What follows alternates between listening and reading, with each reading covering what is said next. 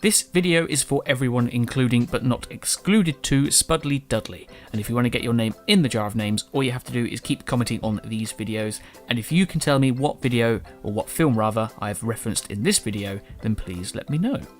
So I've always loved oranging cakes, I've said this thousands of times before. Java cakes are a particular favourite, and I've done this one before. This one's the orange layer cake, but I wanted to redo it because it wasn't too bad last time, but there's a few things I wanted to change, so that's why I'm going to redo it now. And hopefully it will be better, but they do say hope is a mistake, but I guess we'll find out.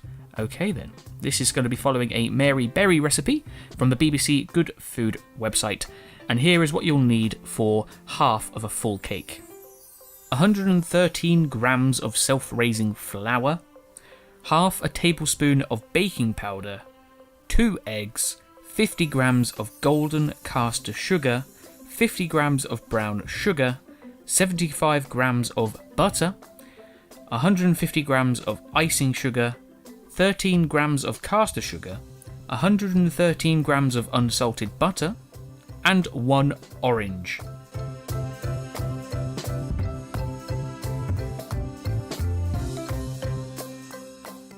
And that's the juice and the zest of that orange. Step 1. Preheat the oven to 170 degrees and grease a sandwich tin and line it with baking parchment. The recipe that I am following says use 2 tins, but that's obviously if you're making a full double layer cake. But I'm doing 1 cake and cut it in half. Step 2. Add the 113 grams of unsalted butter, the self-raising flour, 1 egg, and then the second egg, golden caster sugar, brown sugar, baking powder, and the zest, but only half of the zest. And then you're going to beat it all together until it's a smooth cake mix. Step 3, pour it into the tin, and then this is where I want to make some changes. It does say on the website to bake it for 20 to 25 minutes. This is completely wrong. I left it for about 16 minutes, and it's slightly caught in the end on the edges, and it was slightly burnt. It was okay in the end, but the edges were caught, so I reckon any longer than that would have been too much. So that's why I'm going to say bake it for 15 minutes rather than the 20 to 25. After that's all happened, you obviously leave it to cool in the tin for about 5 minutes, and then take it out and leave it to cool on a wire rack.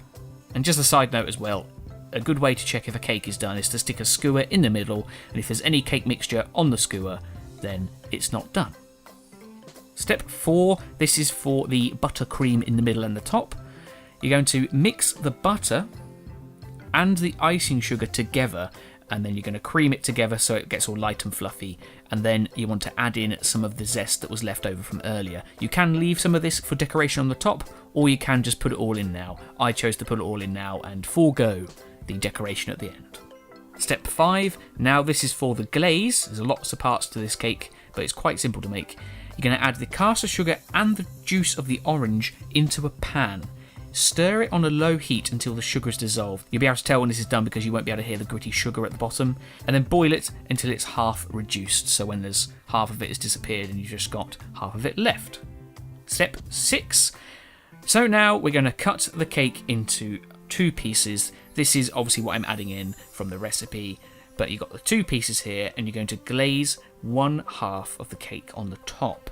Then you're going to put half of the buttercream icing onto this cake. This is the same problem I had last time as well. I don't know if I'm doing it wrong or whatever, but I can't seem to spread buttercream icing on a cake without it ripping the top layer of the cake off. It's very difficult, so I tried to put it on slowly in here, but it doesn't work. But moving swiftly on anyway, I'm going to stick the other half of the cake on top of this half now, so it makes a sandwich, and then I'm going to glaze the top of that as well, and add the rest of the buttercream on top. I'm using a piping bag here. It didn't work in the end because the nozzle which goes into the piping bag flew out the end, so then I couldn't really use it, so I had to sort of just slap it all on. It looks a little bit messy, but I've never been great at doing that anyway, so it's something I'll have to develop in the future.